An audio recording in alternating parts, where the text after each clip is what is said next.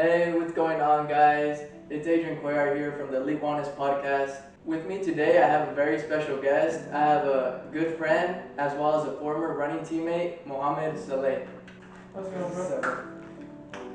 Alright, so basically about Mohamed, nickname Mo. He attended Reagan Elementary School, went to WAMS, and ran all 4 years varsity, track and field, and cross country at Sanger High School. He was raised in Sanger. Like I said, he was my former teammate, and Mo actually holds one of the top fastest times in the 5K Woodward course, if you guys didn't know. He's also very motivated, one of the most motivated and driven athletes that I know, and I've always looked up to him ever since we first met. When was it, like 7th grade, right? Yeah, at a camp, and then from there we ran together for 1 year. I was blessed to run with him for 1 year in high school. He was a senior and I was a freshman, and yeah, that's a little bit about him, but I'll let him talk more about himself. First of all, thank you for having me on this. It's a pleasure to be on here and share some experiences I had, maybe stories, whatever comes to mind, just honest and opinions. So I was not born in America. I was born in Yemen, came to America when I was 8 years old. No English, nothing. Went to Jaskin Elementary School, which is like middle, 2nd grade, helped me learn English, and then I always loved sports. I always loved doing sports. So my brother is the one, shout out to him, Joseph, got me into running. And it all started when I was like 3rd grade at Jaskin still, and I was watching like people just run. I'm like, oh, it's fun. Like I want to do sports. 4th grade, my brother signs me up for Reagan. We moved next to Reagan, so my brother signed me up. You know, I'm good at it. Like I'm winning and winning and winning and winning, and like, oh, like I'm actually good at this. Like, you know, when you're good at something, you're like, hey, like. So I started winning, and then 7th grade, I didn't want to do track. Like I played soccer, and I was actually good at soccer too. Played basketball. I love basketball and soccer. And then like started getting over my head. Freshman year, I'm like kind of going downhill. Like I went from like winning valley to like this downhill, and then junior year I really locked in, and I started going back up, which is really cool. And so I actually love running, and like every year, every day I gain more knowledge and I get more into it, which is really exciting. I wish I had that in the past. Me talking to you guys hopefully will motivate you guys when you guys are young and actually have the chance to do something great, something better, and above and beyond. Alright, so you mentioned how you started going downhill from like freshman year, going downhill after that. What kind of like motivated you to like not give up and get to the next level when you got to junior year as well as senior year? Honestly, what motivated me was I just wanted to be great. Like I wanted people to look up to me. I wanted to leave a mark on Sanger High before I left. That's what I like to do. I want to leave a mark out of school before I left. Like for Reagan, I think I still hold the Maya record or something like that. But I just want to leave a legacy that people are like, oh, Mohamed, like, just want to leave my name out there as motivation. And junior year, I had like that really crazy 800-meter race, and I was like, oh, like, I'm actually kind of like, I'm going to the Valley meet, I'm ranked this and this, like, I might be back, and that really motivated me because that was the first summer. I think I did like summer training and like had a really good cross. I went from like 17 or 16:40 to like 16:20 in like one race, and I don't like cross, I'll be honest, but that just really motivated me and like really impacted me about like just getting back to where I was in the past.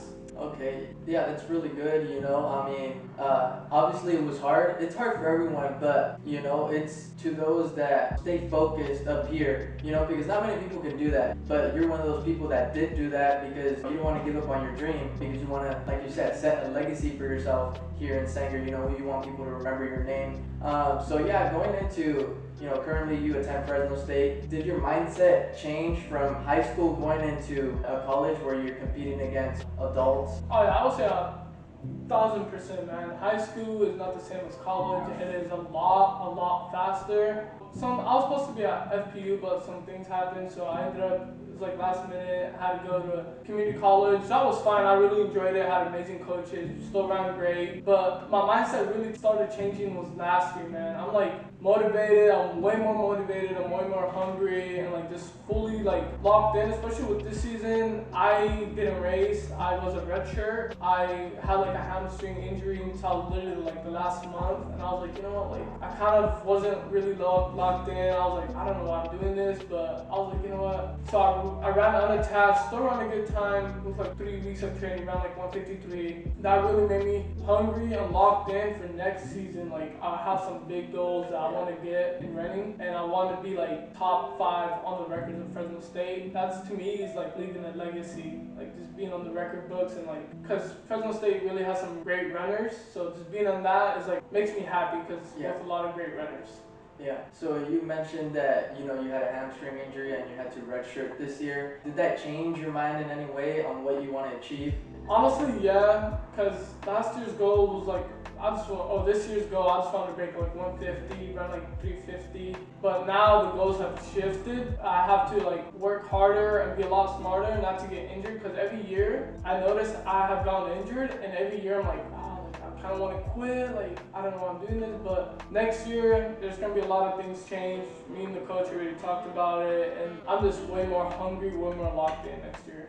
Yeah, that's good. I mean, injuries are tough in sports. Some people, after injuries, they just quit. But what made you not want to quit? What made you want to keep going?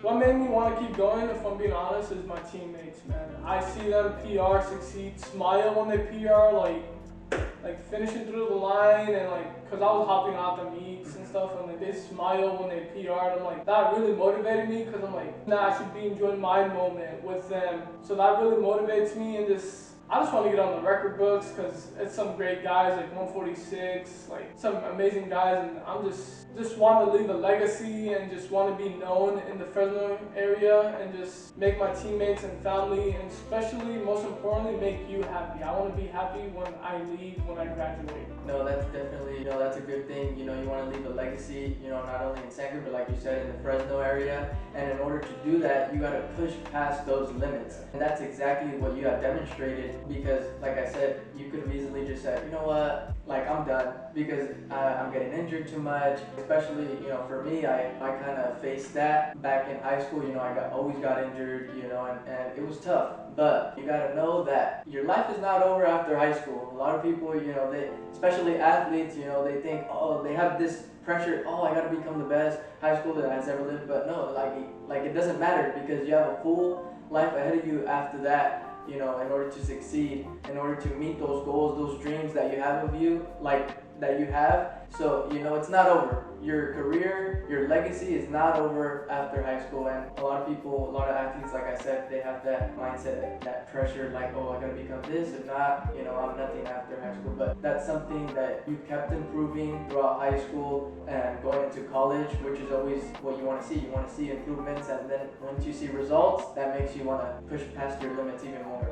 Since it was hard this season, what made you not want to give up? Because I know that it's been hard multiple seasons, but this season in particular was not only physically hard, but emotionally hard. Do you want to touch base a little bit on how it was for you in those aspects?